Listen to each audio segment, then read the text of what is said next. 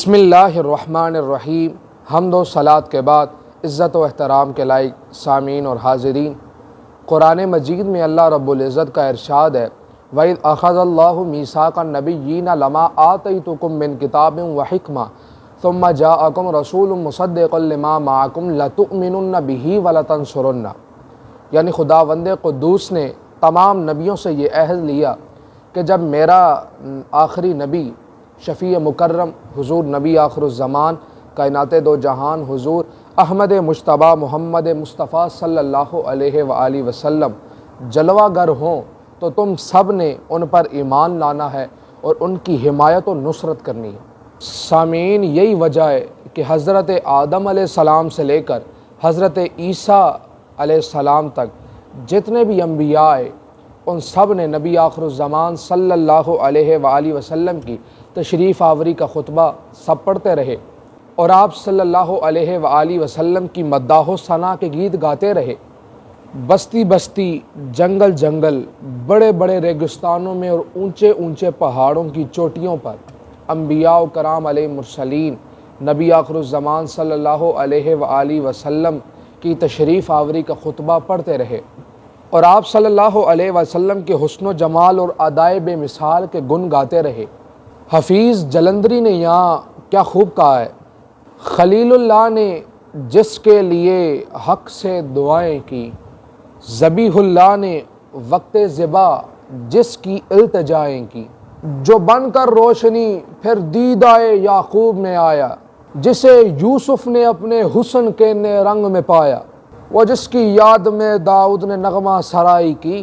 وہ جس کے نام پر شاہ سلیمان نے گدائی کی، دل یحییٰ میں رہ گئے ارماں جس کی زیارت کے، لب عیسیٰ پر آئے واز جس کی شان رحمت کے۔ غرض ہر نبی اور رسول ان کی مدح و ثنا کا خطیب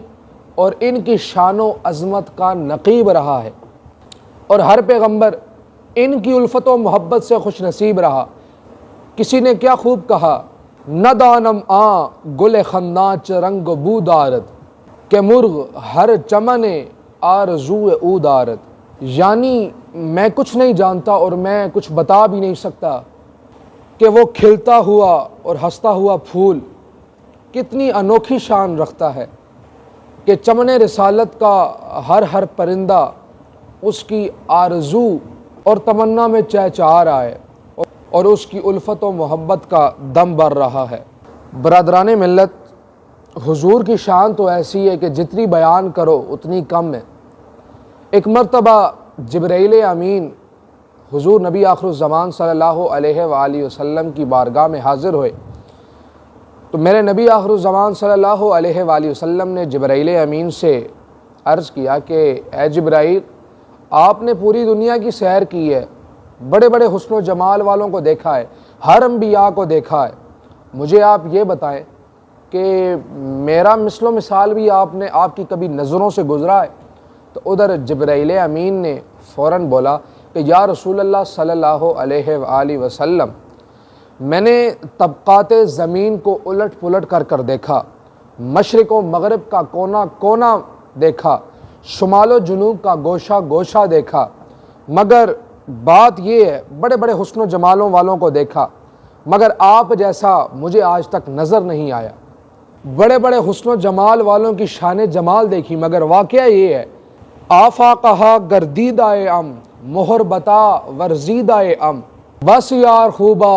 دیدائے ام لیکن تو چیزیں دیگرے۔ حضرت حسان بن ثابت رضی اللہ تعالیٰ عنہ، آپ نے اسی مضمون کو کتنے انوکھے انداز میں اور دلکش انداز میں نظم فرمایا۔ آپ فرماتے ہیں وَأَجْمَلُ مِنْكَ لَمْ تَرَ قَطُّ عَيْنِي وَأَكْمَلُ مِنْكَ لَمْ تَلِدِ النِّسَاءُ خُلِقْتَ مُبَرَّأً مِنْ كُلِّ عَيْبٍ كَأَنَّكَ قَدْ خُلِقْتَ كَمَا تَشَاءُ، یعنی اے سرور کائنات، تاجدار کائنات، اب سے بڑھ کر میں نے حسن و جمال والا آج تک نہیں دیکھا، میری نظروں کے سامنے سے نہیں گزرا، اور آپ سے بڑا صاحب کمال تمام جہانوں کی عورتوں میں کبھی کوئی پیدا نہیں ہوا۔ خالق حسن و جمال نے آپ کو ہر عیب سے پاک پیدا فرمایا،